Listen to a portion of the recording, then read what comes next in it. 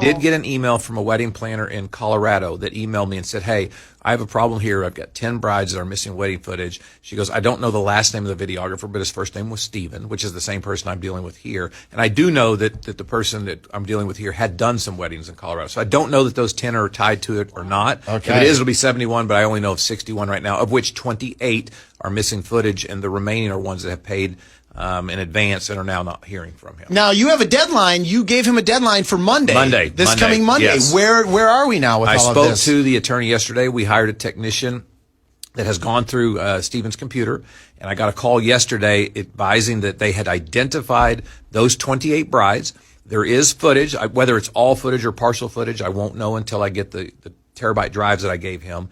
But then on Monday, I will get handed 28 1 terabyte drives that contains footage of what I'm told is all of the raw footage for every one of those weddings. And now these are high-end weddings, so there were multiple videographers working for this guy, and then there was the drone footage. So there will be a lot of footage. So I'm told, and this, some of these brides go back as far as 2023. Wow. So I sent out an email update yesterday to all the brides. It's different. I mentioned to my family has a group text, and I said, I've never had so many brides and so many brides' mothers love me this much all at once. I've only ever had one bride love me this much, and today I still don't really know what her mother thinks. And so, it's a little unusual, but I sent out an update and said, it looks like my deadline is going to be met. I'm going to be able to hand over to you the raw footage from your weddings. Wow. Okay. If you get all the footage, is it over then, or is something else happening? No, so you still have two issues. You have all 28 brides. Let's assume that the raw footage is what is provided to me.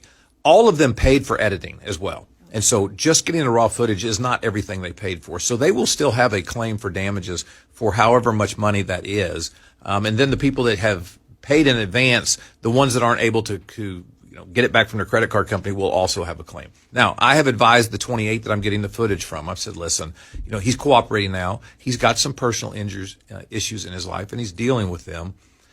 And his path forward is going to be a lot easier and be a lot more chance of success if he's not having to deal with dozens and dozens of lawsuits. But you know what? If you had thought that your video was gone and you were like, okay, I'm just never getting it, and then all of a sudden it pops up, you might just be like, okay, I'll take it. And that's what I've said. I said, even though you've paid for a product that you're not going to get, and you will have to incur some money moving forward to get it edited, the money that you've saved and not having to pay an attorney to do this, because I've done all this for nothing, is probably going to make up for that. What I would advise is, if we get all of the raw footage, just take that and walk away, and let's give this guy a chance to have his recovery that he has ahead of him be more successful, because if he's having to deal with lots of lawsuits hanging over his head, that's going to make an already difficult path much, much harder.